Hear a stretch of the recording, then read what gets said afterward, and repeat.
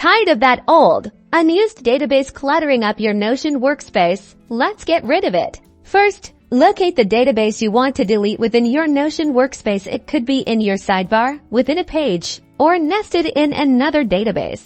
Once you've found it, hover over the database title. You should see an ellipsis. Those three little dots appear next to the name. Click on it. A drop-down menu will appear. Scroll down this menu until you find the delete option, usually located near the bottom.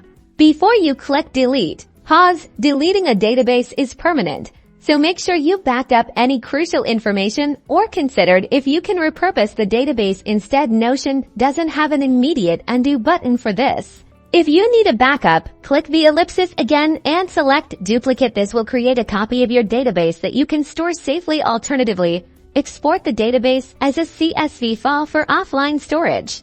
Ready to commit? Click delete. You'll likely get another confirmation window asking if you're absolutely sure. Confirm your decision. And that's it. Your database is gone now.